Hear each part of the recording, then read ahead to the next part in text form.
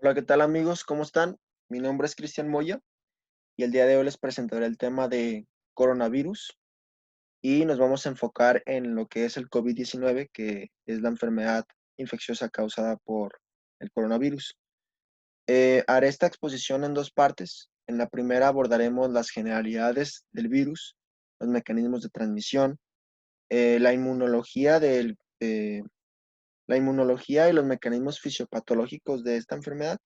Y ya en la segunda parte lo haremos de una forma más clínica.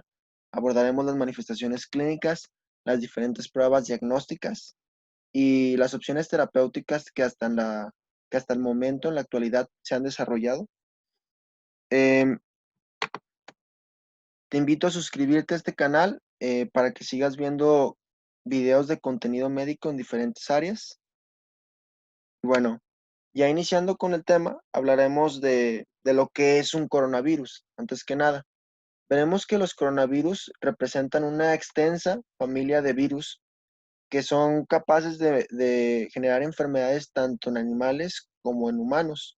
Estas enfermedades son consideradas enfermedades zoonóticas por el hecho de que los animales pueden ser transmisores de las enfermedades a los humanos. Sin embargo, también los humanos, al estar infectados en algún momento por algún coronavirus, puede transmitirlo hacia los animales. Esto se vuelve recíproco. Estos son capaces de generar enfermedades respiratorias, sobre todo, que pueden ir desde un resfriado común, que es lo más frecuente en la población, hasta enfermedades más graves, como es el caso del MERS, que hace referencia al síndrome respiratorio del Medio Oriente y que tuvo una gran relevancia, sobre todo en el 2012, en donde se encontró un brote epidémico en China. El otro es el SARS, que es el síndrome respiratorio agudo severo. También tuvo una gran implicación, sobre todo en el 2002. Y actualmente tenemos al COVID-19, la enfermedad infecciosa causada por el coronavirus, que inició en el 2010, a finales del 2019, en diciembre, y que ha tenido un gran impacto en nuestra salud y en demás áreas como la economía, en lo que va del año 2020.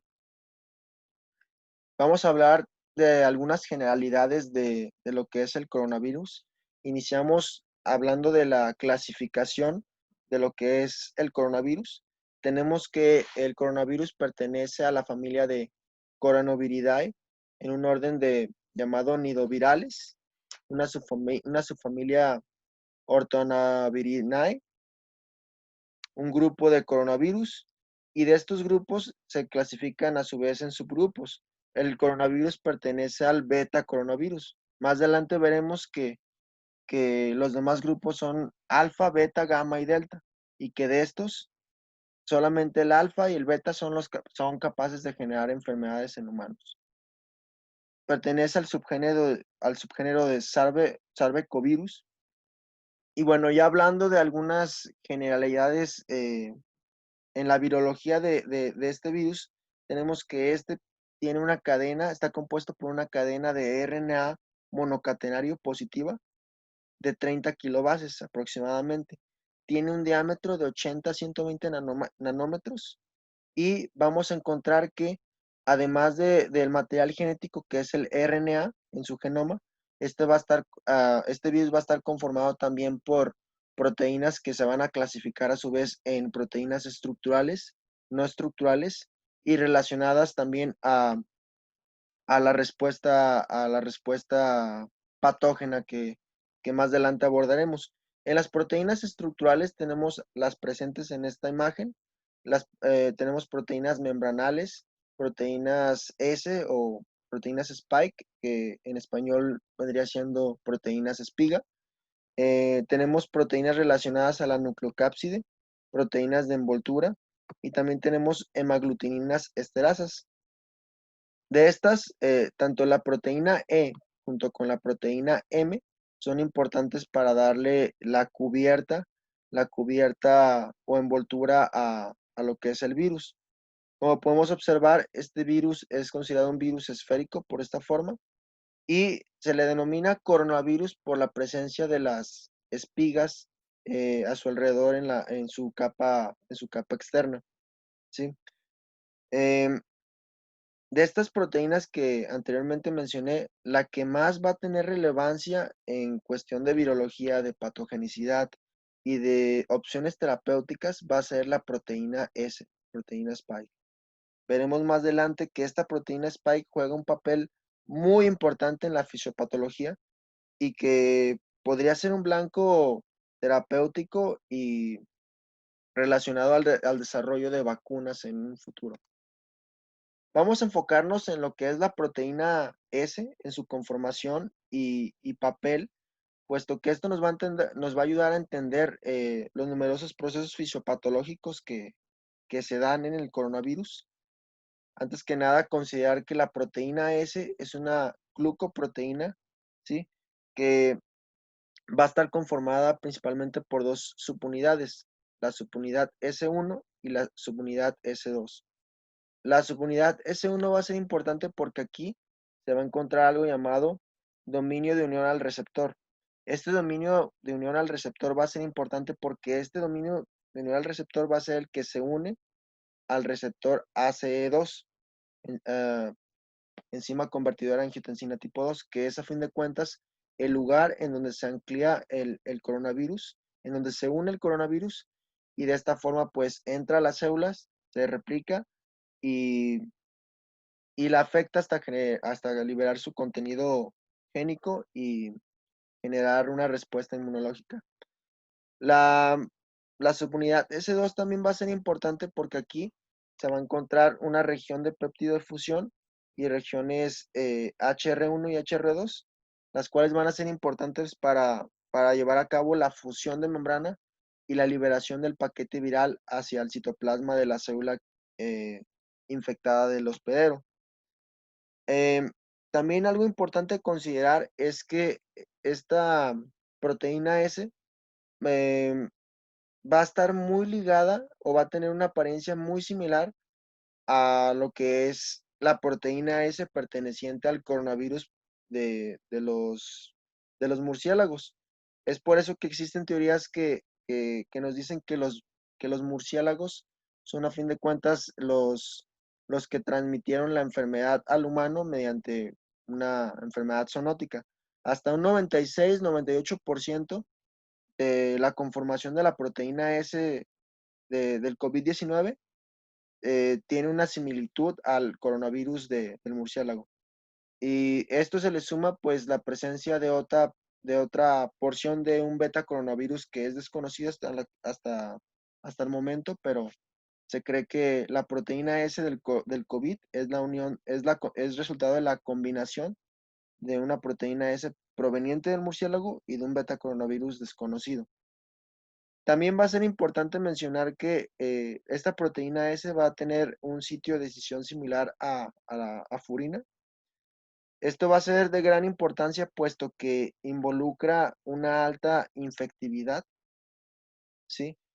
Em, Veremos que los sitios de decisión similares a la furina van a ser importantes porque en las células del hospedero va a estar presente esta enzima, la furina. La furina va a ser importante porque esta activa proteínas que se encontraban en un estado inactivo y en este caso, pues la activación de este sitio conlleva a que las proteínas del virus aumenten la infectividad de esta proteína. Aquí tenemos la organización genómica de los beta coronavirus, ¿sí?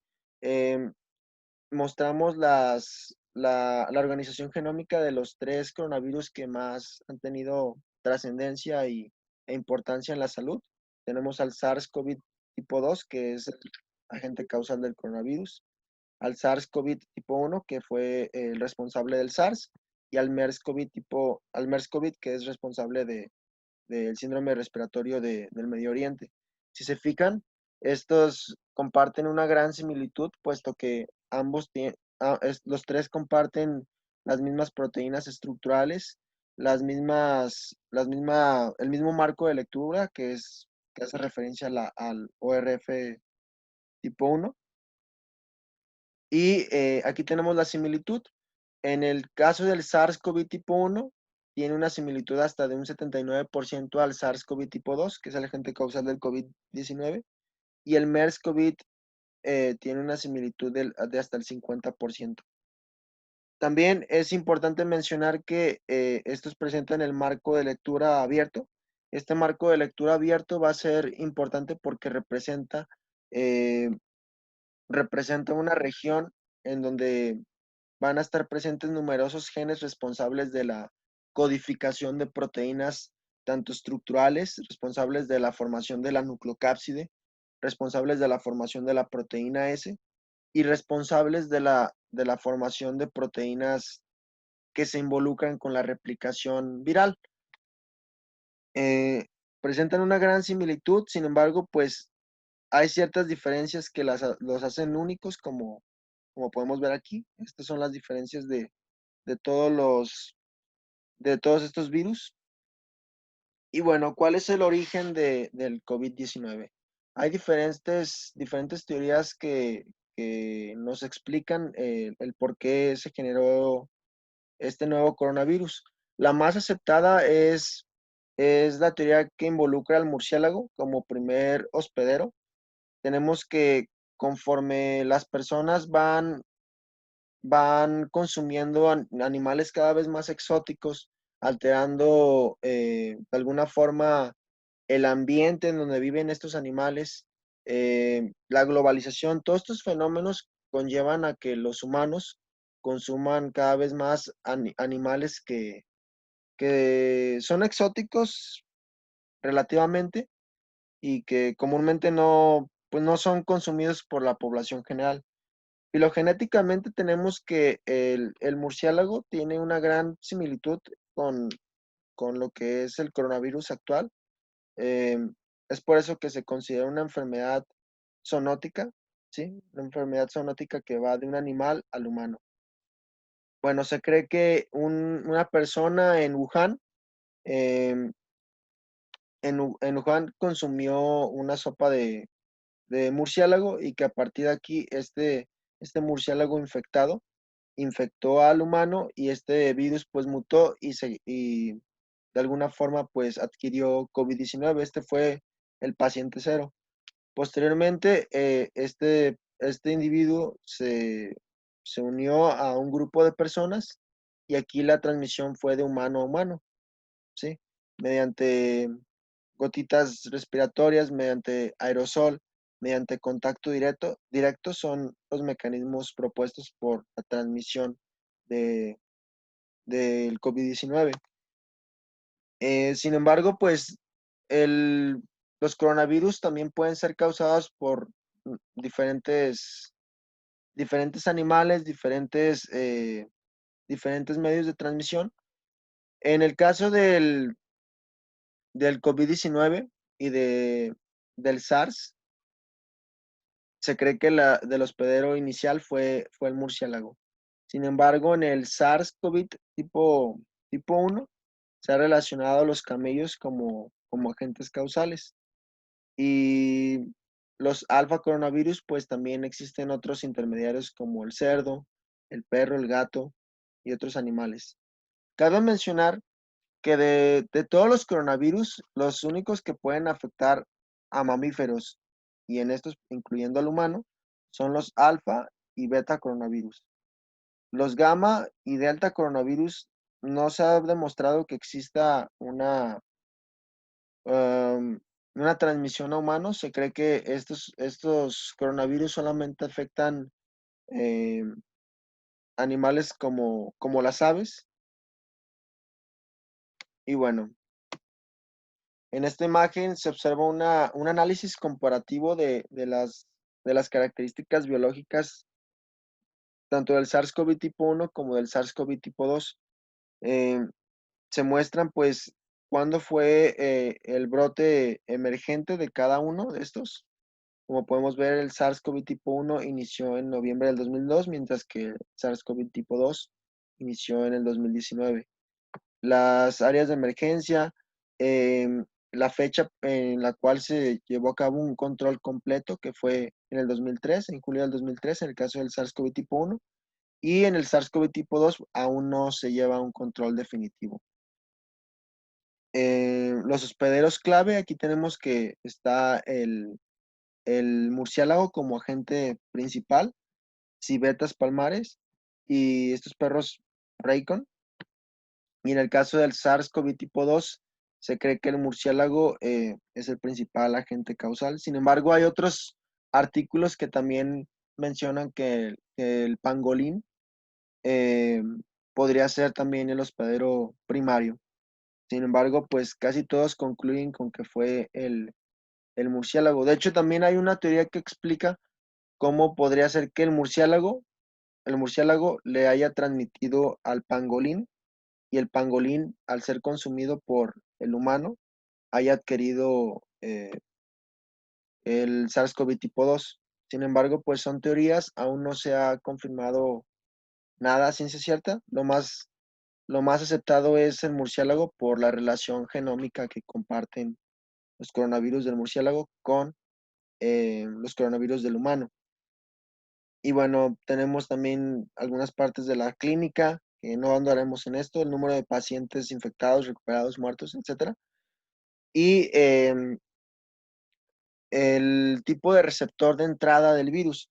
Se pueden, si pueden observar, estos dos virus comparten el mismo blanco o comparten el mismo tropismo que es el receptor de la enzima convertidora de angiotensina tipo 2. ¿Ok? Aquí tenemos el origen filogenético que les había comentado. Hubo una persona que inició consumiendo una sopa de murciélago y que a partir de aquí pues se fue dispersando la enfermedad mediante el contacto humano a humano. Y otras teorías que especulan que el pangolín pues es el agente causal. Sin embargo, pues como les dije, el murciélago pudo habérselo pasado al pangolín, que es lo que leí en el artículo, y del pangolín al ser consumido por el humano generar una enfermedad zoonótica. O puede ser que directamente de la sopa de murciélago se haya pasado al humano. Tenemos los diferentes tipos de afectaciones, dependiendo del tipo de coronavirus que estemos hablando. Ya había mencionado que en el caso de los alfa y beta son los únicos que afectan a mamíferos y humanos, y los gamma y delta pueden afectar tanto a aves como mamíferos, pero exceptuando el humano. Eh, Pueden observar que, por ejemplo, en el SARS-CoV tipo 1, la, las vías de transmisión van desde una vía respiratoria como una vía entérica. En el caso del SARS-CoV tipo 2, lo más aceptado y lo que más se ha demostrado es que la transmisión sea por vía respiratoria, ya sea por gotículas de flush o por medio de aerosoles, cuando una persona estornuda, cuando una persona habla, cuando una persona tose, son medios de transmisión de esta, de esta enfermedad. Aún no se ha demostrado si existe una transmisión vía fecal oral. Se ha especulado, se ha visto, se han desarrollado teorías por el hecho de que el virus puede estar alojado en tanto en intestino como tanto en intestino delgado como colon. Se han hallado, ha habido hallazgos endoscópicos que demuestran que el virus puede estar presente en estas regiones y que esto pues puede dar lugar a que la transmisión también sea fecal oral. Sin embargo, pues no se ha demostrado y solamente se tiene como teoría. Si se fijan, los coronavirus pues pueden afectar numerosos seres vivos, incluyendo cerdos, gatos, perros, aves, etcétera. Y bueno, lo que les había comentado, la vía de transmisión más común va a ser la vía respiratoria, por medio del flush, por medio de los aerosoles, todo lo que ya les había comentado.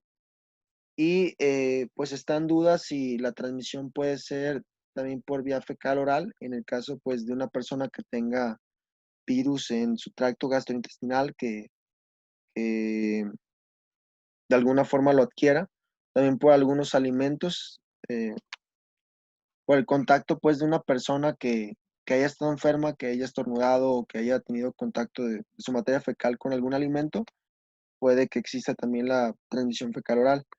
La transmisión de animales mamíferos a humano solamente se ha visto que los gatos y los hurones eh, y algunos monos pueden ser infectados por este virus. Y bueno, pues también se especula que estos tres animales, pero más frecuentemente el gato, pueden ser también agentes transmisores del virus al humano. Sin embargo, también el humano puede transmitirlo a un gato o a algún hurón o algún mono, si, o sea, es recíproco. Y bueno, más adelante veremos esta parte de los niveles de enzima convertida en angiotensina tipo 2. Esto va a ser importante porque dependiendo de las concentraciones de esta enzima en los diferentes órganos, va a ser el tropismo que tenga el virus y por consiguiente las manifestaciones que pueden existir. Es por eso que si esta enzima está muy presente en los alveolos, en los neumocitos tipo 2, en las células endoteliales de los pulmones, pues se ha demostrado que las altas concentraciones en estos sitios pues son lugar de infección del virus. Y pues también existen altas concentraciones en intestino, en colangioncitos en el hígado, en, en el túbulo proximal del riñón, etcétera. Bien, ahora veremos cómo es que este virus puede internalizarse a la célula y llevar a cabo su ciclo viral para que este pueda ser liberado y generar más ciclos virales. Vemos que el SARS-CoV tipo 2 y el SARS-CoV tipo 1, hemos visto que tienen un mismo blanco o un mismo tropismo, que es la enzima convertidora de angiotensina tipo 2. Esta enzima va a estar presente de una forma transmembranal, sobre todo en células alveolares tipo 2 o neumocitos tipo 2. Em, Bien, una vez que este SARS-CoV tipo 2 identifica esta enzima convertidora de angiotensina tipo 2, se une por medio de la proteína S y una vez unido, este virus tiene que pasar por un proceso de proteólisis para que la proteína S pueda escindirse y pueda llevar a cabo la replicación de su material genético. Para que para que este virus pase por ese proceso de proteólisis, es necesario la presencia de proteasas. Aquí, esta va a jugar un papel muy importante, la TMPRSS2, o también llamada serin proteasa tipo 2 transmembranal. Esta proteasa lo que va a hacer es hidrolizar a la proteína S para que ésta se escinda y pueda llevar a cabo los mecanismos de replicación viral.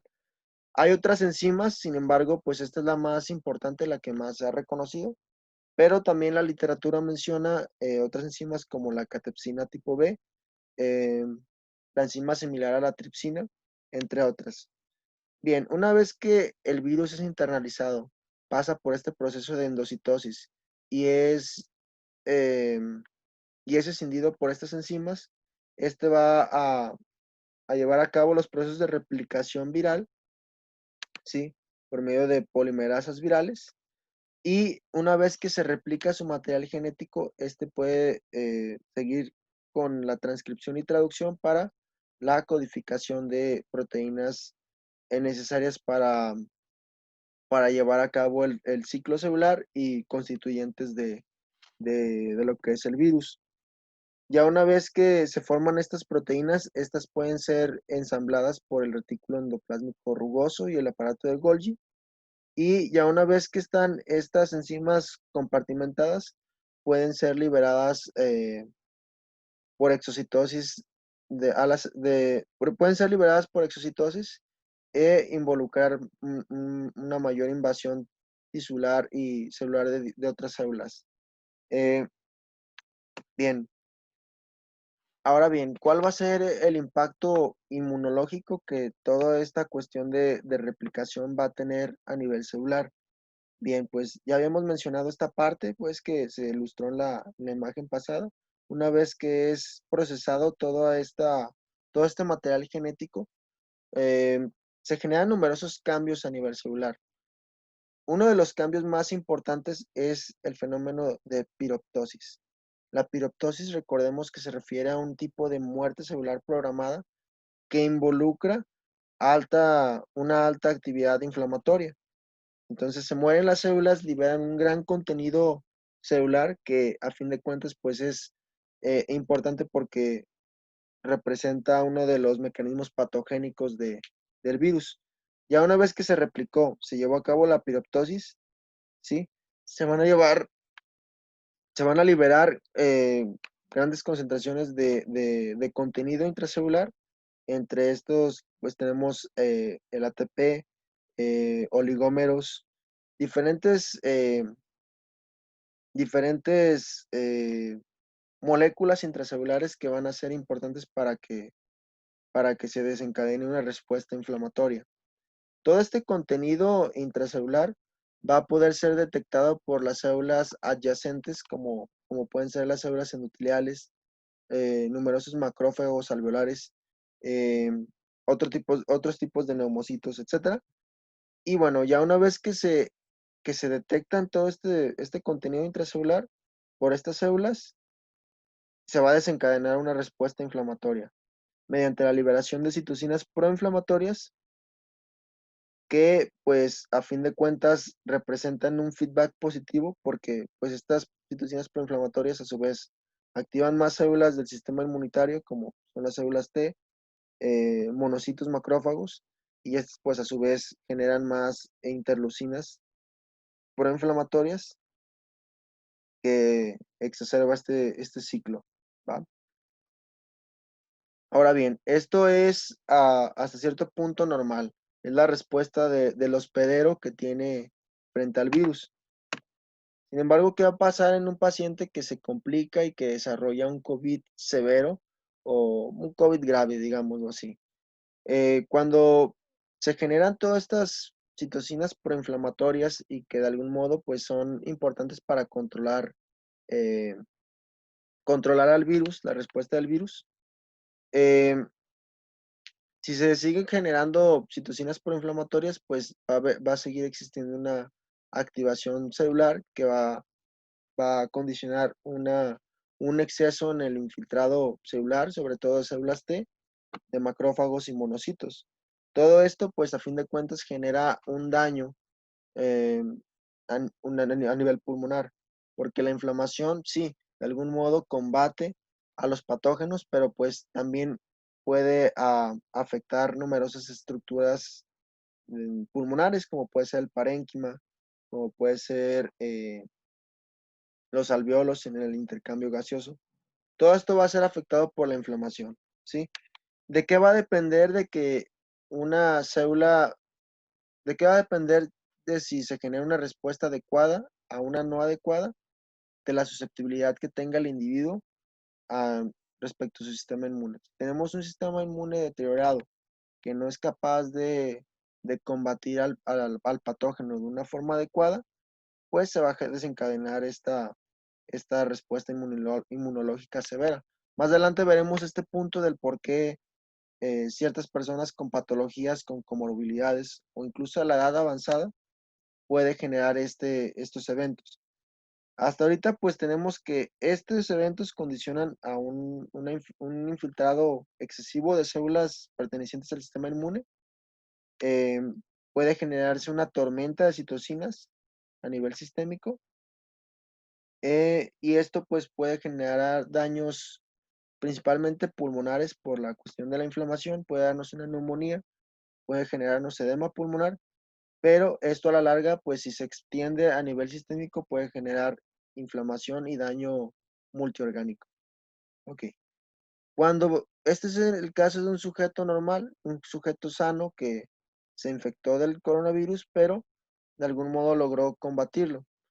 Cuando, cuando este virus es detectado por las células del sistema inmune innato, como es el caso de los macrófagos, y también pues parte de lo que es el sistema inmunitario adaptativo, que son los linfocitos T, cuando se lleva a cabo una buena producción de anticuerpos y además una buena actividad de células T, tanto de CD8 como CD4, se da una respuesta inmunológica adecuada que hace que el ciclo viral se detenga y no se expanda hacia otras células. Si esto pasa de una forma adecuada, pues el virus se queda limitado a estas células, se destruyen estas células por medio de los linfocitos TCD8, que son agentes citotóxicos, y pues esto condiciona que el virus quede inactivado, tanto por el sistema inmune celular, que es de CD4 y CD8, como del sistema inmune humoral por la producción de anticuerpos neutralizantes que detengan em, el ciclo replicativo viral. Y pues comparando estas dos imágenes, en el caso de un sujeto sano, la inflamación que se genera es mínima, ¿sí? Y por consiguiente el daño a nivel pulmonar también es menor comparado con un sujeto que se complicó y que tiene un sistema inmune bastante hiperreactivo y que genera pues daño a nivel sistémico y sobre todo pulmonar. Bien, vamos a enfocarnos también en el rol que juega la enzima convertidora de angiotensina tipo 2. Esta, si bien ya habíamos mencionado que es el sitio de unión del virus, ¿por qué esta unión a esta enzima nos genera tanto daño? Bien, para esto tenemos que recordar la función de la enzima convertidora de angiotensina tipo 2. Recordemos que en el sistema renina-angiotensina-aldosterona, el sistema renina-angiotensina-aldosterona, hay numerosos procesos que conllevan a la escisión de decimógenos, como es el caso del angiotensinógeno. Este angiotensinógeno pues es convertido a angiotensina por medio de la renina, y la angiotensina tipo 1 es convertida en angiotensina tipo 2 por la enzima convertidora de angiotensina. Aquí no es tipo 2, es enzima convertidora de angiotensina tipo 1, podríamos decirlo así. Esta angiotensina tipo 2, a su vez, tiene numerosos efectos sistémicos. Por un lado, condiciona a la regulación de la presión arterial mediante la reabsorción de sodio y excreción de potasio. Tiene un efecto vasoconstrictor por medio de los receptores AT1 tipo A. Y en altas concentraciones esta puede ser patógena, patógena sí, porque puede condicionar a un daño pulmonar. En el caso del corazón puede generar un remodelado ventricular, puede generar efectos profibróticos, efectos eh, proliferativos celulares, puede generar estrés oxidativo, etcétera. Es considerada una molécula que si se encuentra en altas concentraciones es dañina. Para esto, pues tenemos a la enzima convertidora de angiotensina tipo 2, que es la responsable de convertir a la angiotensina tipo 2 en angiotensina tipo 1,7. Esta angiotensina 1,7 contrarregula las propiedades que tiene la angiotensina tipo 2 mediante efectos opuestos. Es decir, esta angiotensina tipo 1,7 tiene efectos vasodilatadores, tiene efectos antioxidantes, tiene efectos antifibróticos. Todas las acciones que tiene la angiotensina tipo 2, este los tiene en contra. Entonces, cuando hay una invasión por parte de- del coronavirus hacia esta enzima, pues se disminuyen sus concentraciones de circulantes. Si hay poca enzima, pues se genera una menor conversión de angiotensina tipo 2 en angiotensina tipo 1,7, y pues esto nos conlleva un aumento en angiotensina tipo 2, misma que pues genera estos efectos adversos, ¿no?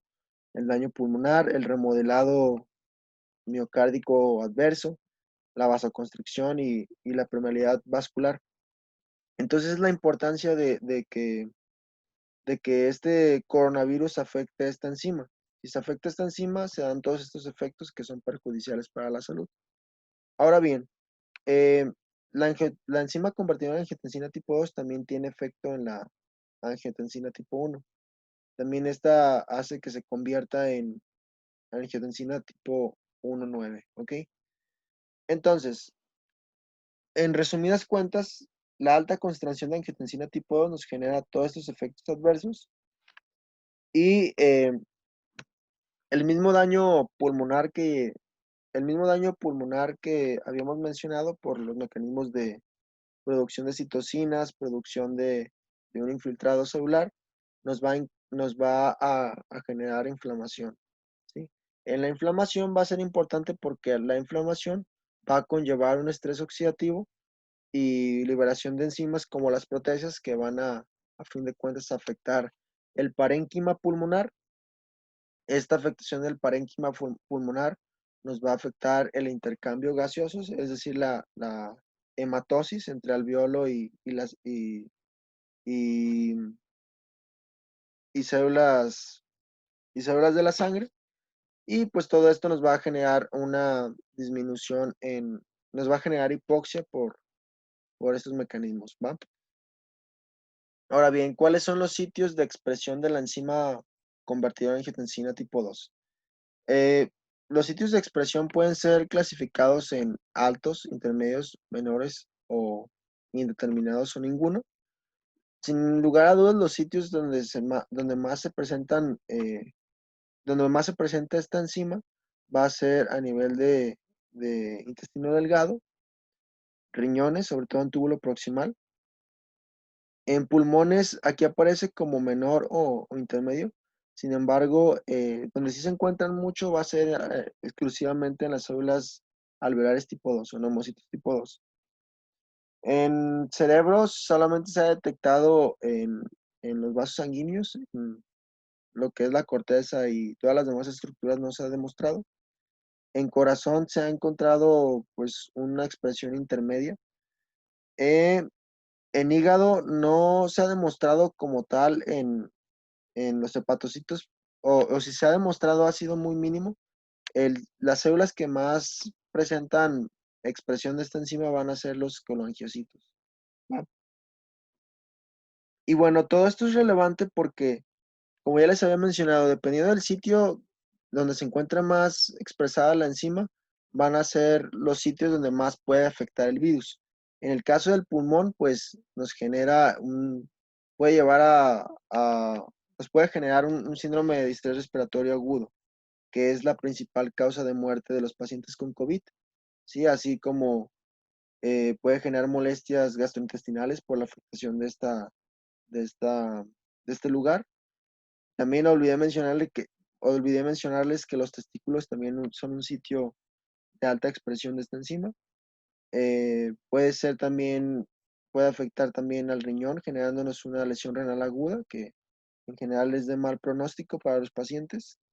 Y en el caso del corazón, pues esto nos puede generar una insuficiencia cardíaca o incluso una miocarditis. Sí. Bien, ahora, este enunciado es muy importante. La expresión de esta enzima va a ser mayor en niños y mujeres jóvenes, ¿ok? Mientras que esta puede estar disminuida conforme avanza la edad y más baja en individuos con enfermedades crónicas como diabetes e hipertensión. Entonces, si tú presentas una mayor concentración o una mayor expresión de esta enzima, pues digamos que tenemos más reserva para resistir el COVID-19. En este caso, si los niños y mujeres jóvenes presentan una mayor expresión, son las personas que en menor medida presentan una sintomatología.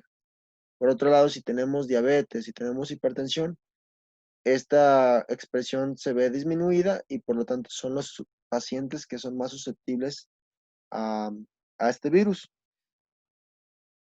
Bien, ¿por qué existe una mayor fatalidad en hombres que en mujeres? Es una pregunta bastante interesante, puesto que se ha visto que en la gran mayoría de las poblaciones hay una mayor letalidad en hombres que en mujeres. ¿Por qué se da esto?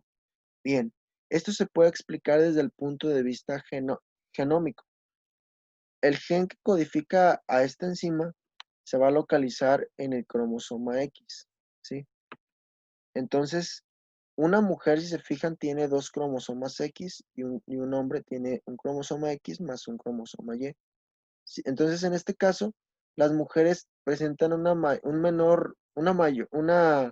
mayor resistencia al COVID-19 porque presenta dos alelos que pueden conferir esta resistencia. O sea, tiene posibilidad de que si me falla este, pues el otro lo compense y pueda expresar más la enzima.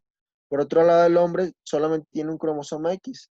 Si este cromosoma X pues codifica cierta concentración de la enzima y no es suficiente y se agota, ya no tenemos otro cromosoma X comparado con las mujeres para expresar la misma concentración de la enzima. Y es por eso que los hombres, los hombres tenemos menor expresión de la enzima y somos más susceptibles a la enfermedad. También se ha demostrado que el papel hormonal juega un papel importante. Tanto estrógenos como andrógenos son reguladores, son inmunoreguladores, son diferentes.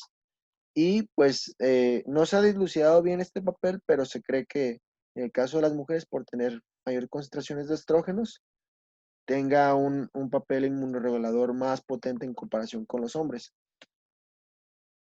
La edad avanzada y otras comorbilidades también son un factor de riesgo para la complicación del COVID-19, para tener un COVID severo o fatal, ¿sí? Esto puede ser explicado desde el punto de vista inmunológico.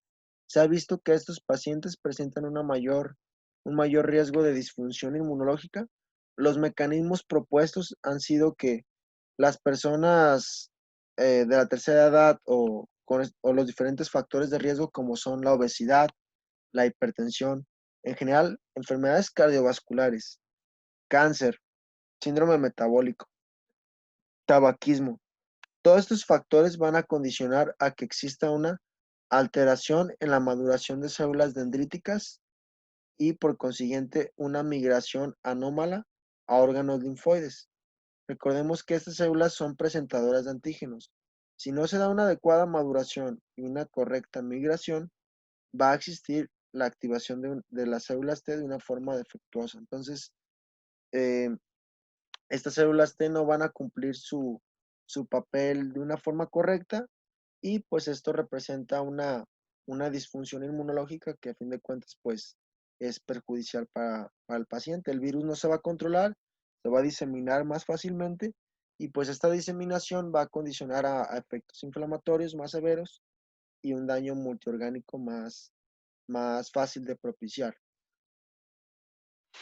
Bien, este esquema representa también pues cómo es que se generan las complicaciones del coronavirus. Em, Ya habíamos mencionado que el síndrome de distrés respiratorio agudo representa la principal causa de muerte, la principal complicación que da origen a la muerte de los pacientes. También puede darnos neumonía, sí.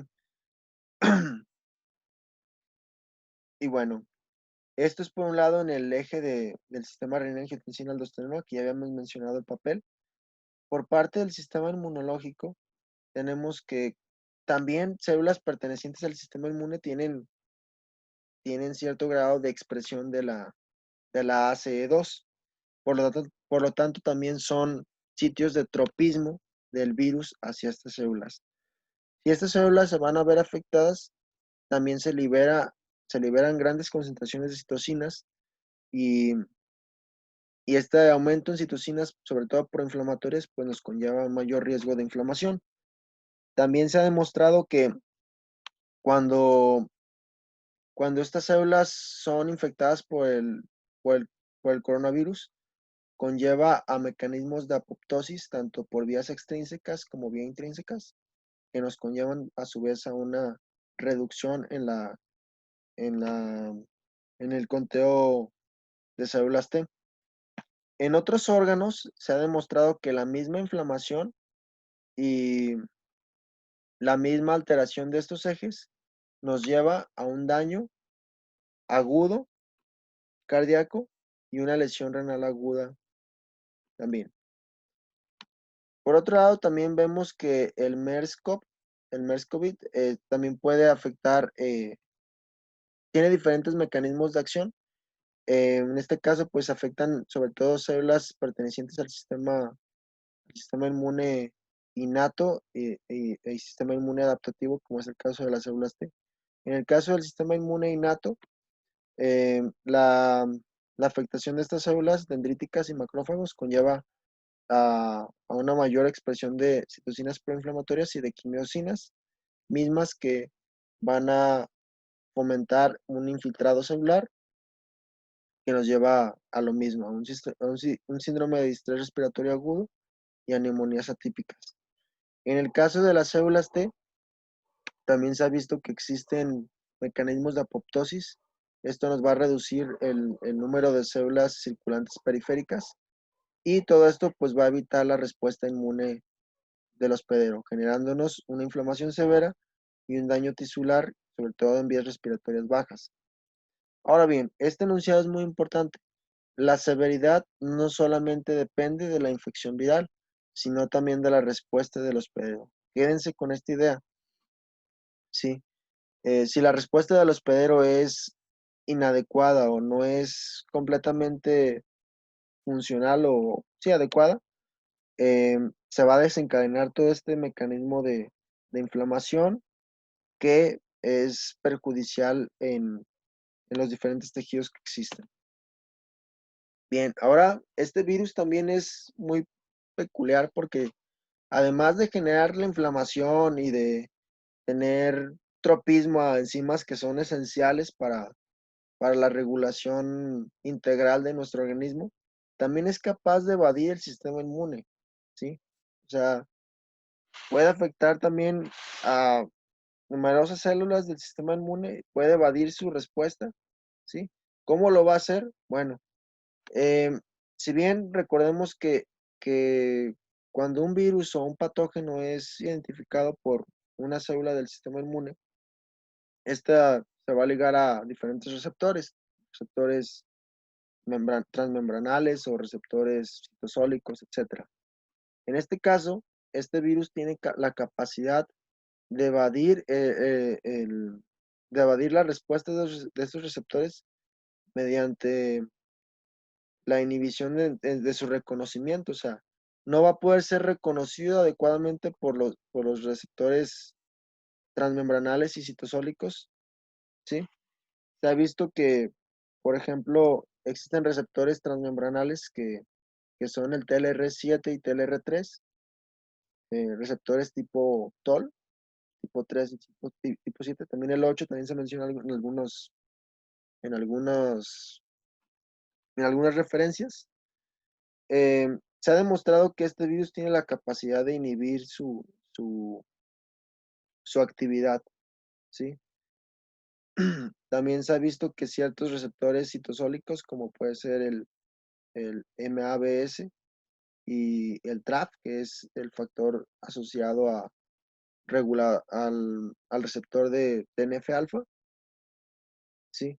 Cuando, sí, cuando este virus pues, es detectado por las células, se inhiben estos factores transcripcionales que tienen que ver con la expresión tanto de, tanto de citocinas proinflamatorias como de interferón tipo 1.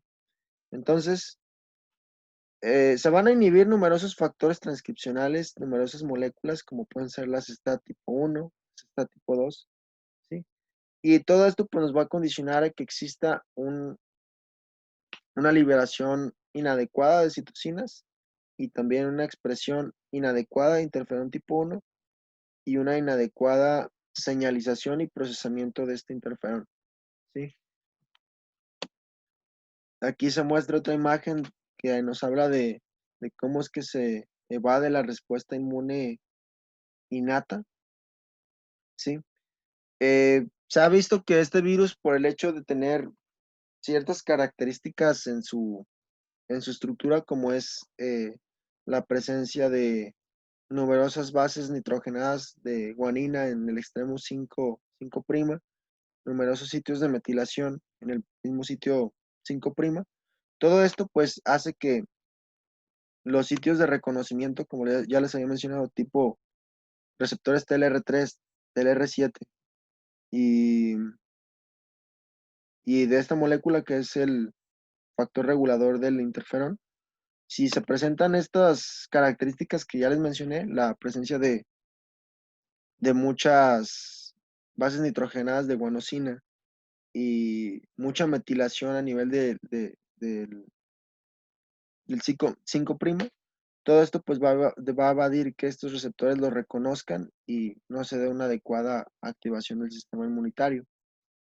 También ya les había mencionado esto, que eh, el COVID, el SARS-CoV tipo 1 y el SARS-CoV tipo 2 tienen la capacidad de inhibir a las proteínas JAK-STAT. Si se inhiben estas proteínas JAK-STAT, no se lleva a cabo una adecuada transducción de señales que van de la mano con la activación de genes que estimulan la producción de interferón tipo 1. Todo esto también puede estar dado por numerosas proteínas que forman parte del virus. Entre estas, las proteínas no estructurales tipo 1 son las que regulan este proceso. Y bueno, pues como resumen tenemos eso, ¿no? Que no hay una adecuada producción de interferón tipo 1 y que además, si se llega a producir, no tiene una buena señalización y además se da un aumento en el nivel de citocinas proinflamatorias. Ahora bien, el papel de las citocinas y de la tormenta de citocinas, o sí, síndrome de liberación de citocinas, juega un papel muy importante en el pronóstico de los pacientes. Sí, ya les había mencionado que el coronavirus, pues, también puede tener cierto tropismo en células del sistema inmune innato, macrófagos y monocitos son los principales. Células dendríticas también a veces se menciona. Estos van a tener también cierta concentración relativa de enzima convertida a angiotensina tipo 2. Entonces, pues el coronavirus se puede unir a estas tres células. Estas tres células, a su vez, cuando se unen, cuando el coronavirus se une a estas células, producen interleucina tipo 6. La interleucina tipo 6 es una citocina proinflamatoria, ¿sí? Esta citocina proinflamatoria puede activar numerosas vías de señalización. Estas vías de señalización se clasifican en cis y trans. Las tipo cis es cuando se involucra la activación de la citocina proinflamatoria en linfocitos, ¿sí? Esta interleucina 6 se va a ligar a un receptor de interleucina tipo 6 y va a formar un dímero con esta glucoproteína 130 transmembranal y va a activar vías de JAK-STAT. Estas vías de JAK-STAT van a involucrar mecanismos de transducción de señales que a su vez van a activar la diferenciación de células TH17, la diferenciación de células T helper o T cooperadoras foliculares, la activación de células citotóxicas tipo 8, citotóxicas CD8, perdón, eh, la diferenciación de células tipo B para formación de células plasmáticas y producción de anticuerpos, y una disminución en el desarrollo y producción de células T reguladoras, ¿sí? En las tipo trans, o bueno, la vía de señalización tipo trans, esta va a involucrar la participación de numerosas células. No se incluye nada más a los linfocitos. Pueden ser células endoteliales, como en este ejemplo, o cualquier tipo de célula de nuestro organismo. También va a ser un mecanismo similar. Se va a acoplar un receptor de IL-6 junto con el dímero de glucoproteína 130. Va a pasar por estas vías de transducción de señales de JAK-STAT y aquí los papeles van a ser más sistémicos. En el caso de vasos sanguíneos, va a inducir una mayor concentración de factor de crecimiento endotelial vascular. Va a activar a la proteína quimiotáctica de monocisto tipo 1, interleucina 8, que es un agente quimiotáctico por excelencia, mayor concentración de interleucina 6 y una menor expresión de caderina. El factor de crecimiento endotelial vascular junto con la disminución de caderina son importantes porque si estos dos fenómenos se llevan a cabo de una forma simultánea, los vasos sanguíneos aumentan su permeabilidad y este aumento de permeabilidad condiciona que el líquido intravascular de los vasos sanguíneos pueda salir y el paciente desarrolle hipotensión porque no hay suficiente volumen circulante eh, en los vasos sanguíneos. Entonces, si se fijan, la inflamación es muy importante desde este punto de vista porque Si se genera una inflamación sistémica, esta inflamación sistémica puede afectar a los vasos sanguíneos, generar generar un choque de tipo séptico, ¿sí?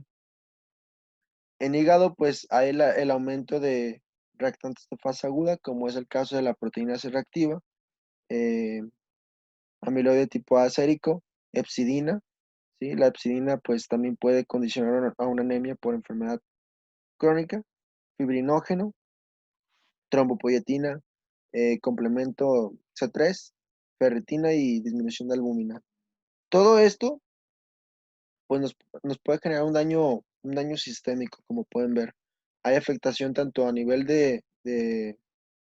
tanto a nivel inmunitario como a nivel sistémico, afectando vasos sanguíneos, hígado y numerosos órganos.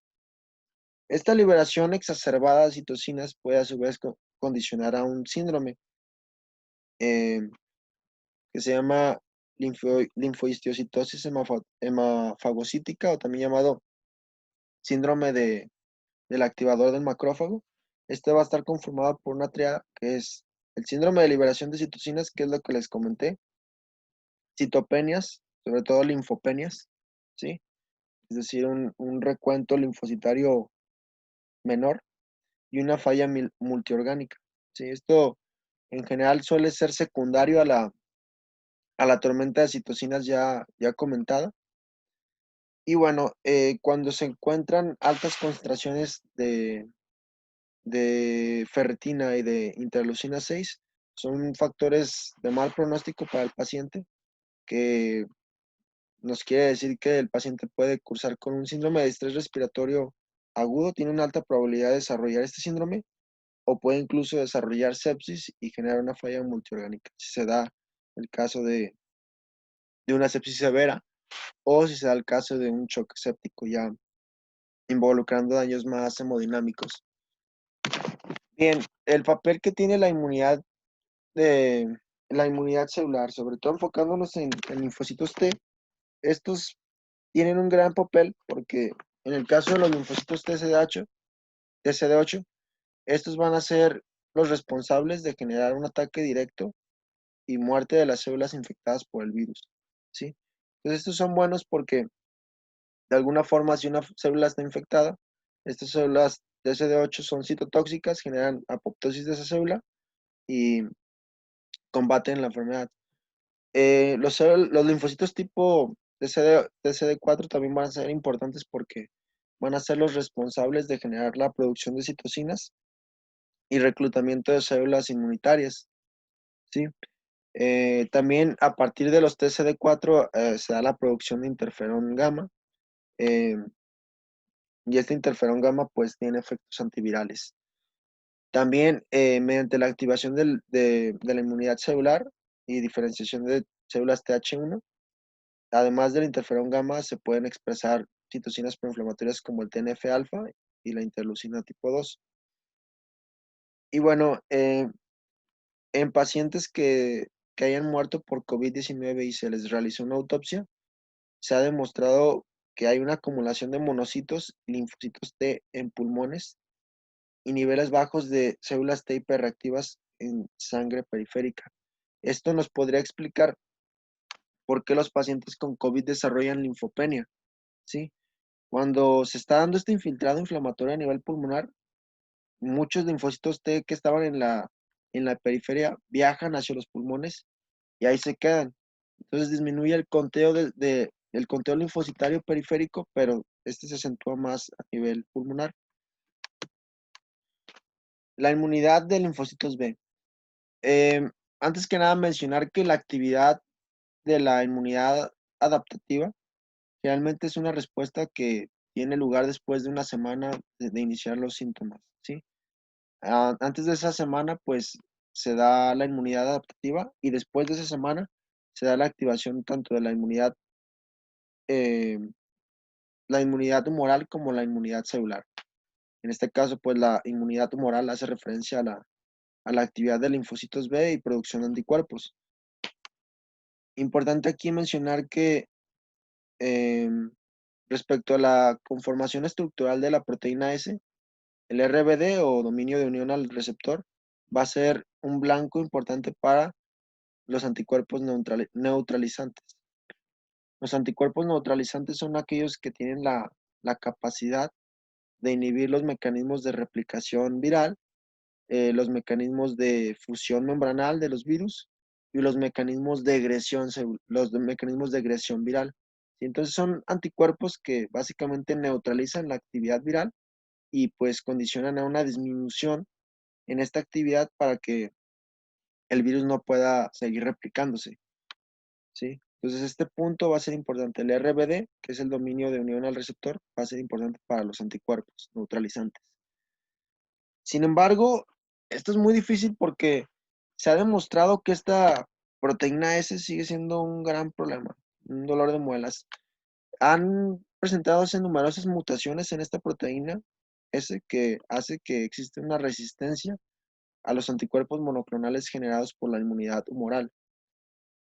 Y también ha sido controversial el uso de plasma rico en anticuerpos policlonales, que generalmente pues es producto de un paciente que se recuperó del COVID-19 y que posteriormente donó a un paciente que se encuentra en estadios severos. Sí, es controversial porque cuando a un paciente le administras anticuerpos policlonales de un suero de un paciente convaleciente que ya se recuperó, puede generarnos un fenómeno denominado antibody dependent enhancement, ¿sí? O potenciación dependiente de anticuerpos, sería la traducción en español. Este representa el lado oscuro de la inmunología, ¿sí? Y esto hace referencia a que pueden existir anticuerpos que en lugar de ser un bien, como podría ser esperado que ser que estas proteínas, de estas globulinas que tienen efectos benéficos, que controlan las infecciones, pues no, muchas veces estos anticuerpos, si están presentes de una forma anómala, pueden generar incluso daños en el hospedero. Pero no me voy a adelantar en este punto, lo vamos a tratar más adelante. Primero veremos lo que es la neutralización viral mediada por anticuerpos. Ya les había comentado que un anticuerpo neutralizante va a ser aquel que tiene la capacidad de inhibir eh, los mecanismos de replicación viral y que además pues tiene que ver con la inhibición de la fusión del virus hacia las membranas y el egreso del virus de una célula. Conociendo esto, pues un anticuerpo neutralizante es bueno, ¿no? Neutraliza la actividad viral y esto condiciona a que exista, eh, a que exista una menor respuesta del virus hacia el hospedero. ¿Qué va a pasar en este fenómeno que es la potenciación dependiente de anticuerpos?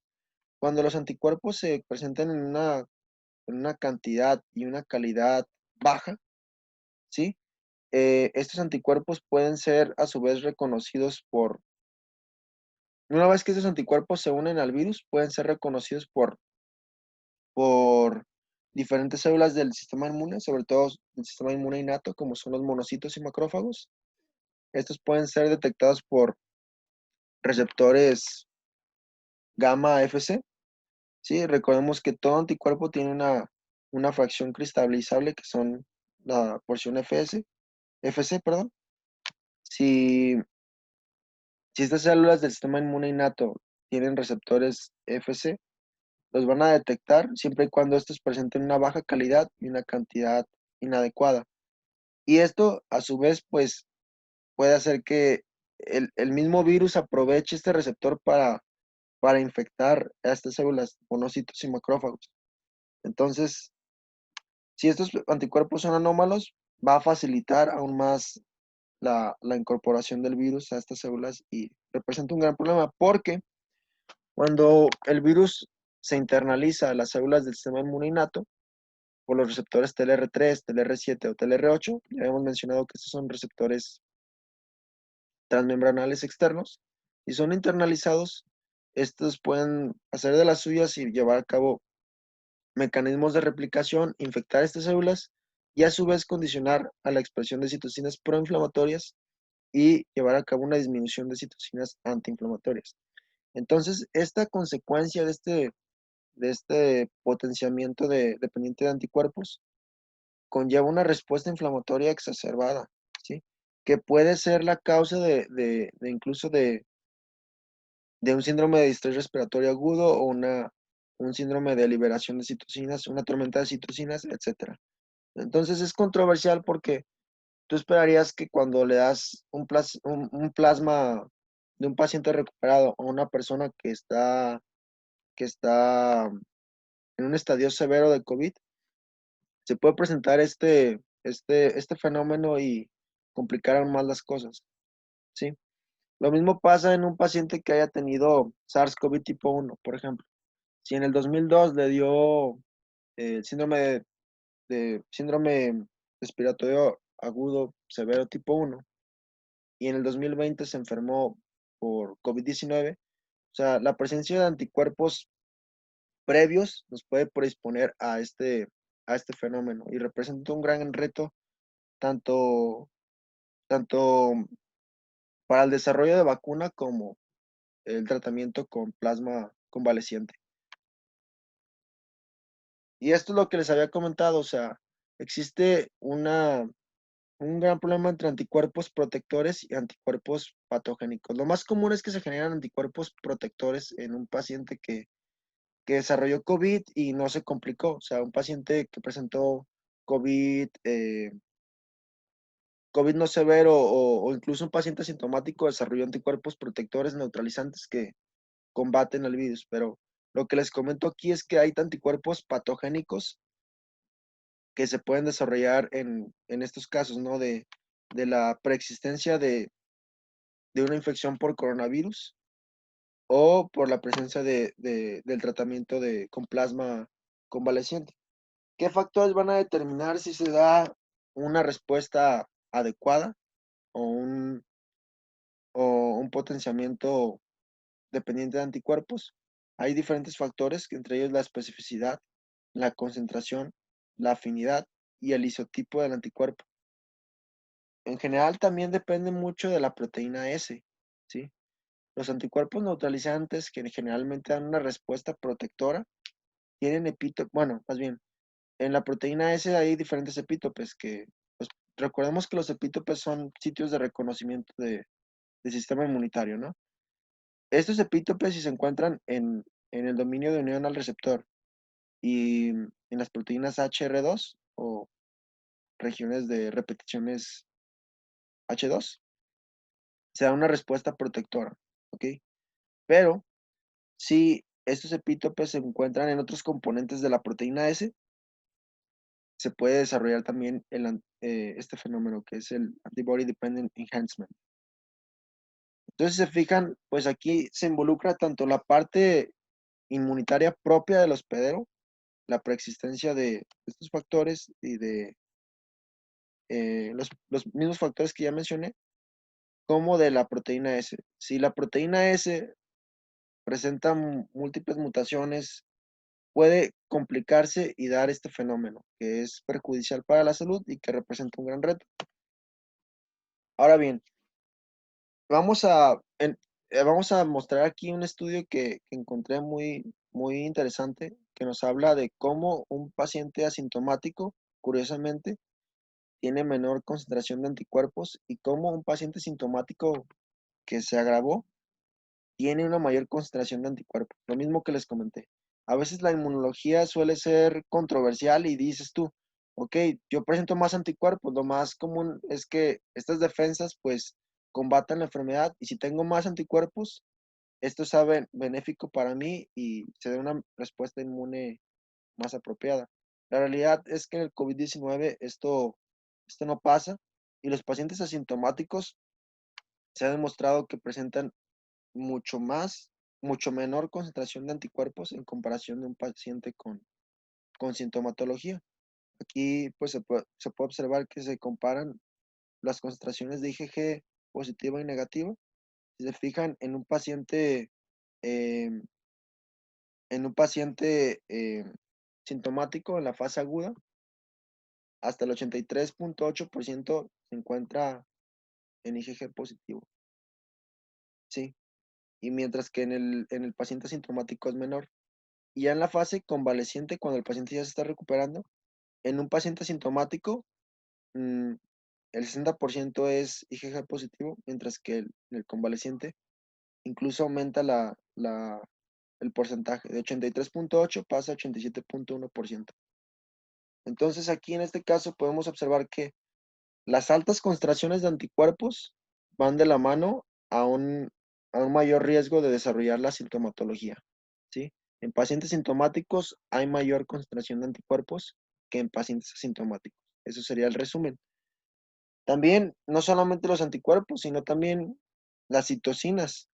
En pacientes asintomáticos se ha demostrado que existe una menor concentración de citocinas, sobre todo citocinas proinflamatorias, y en pacientes sintomáticos hay una mayor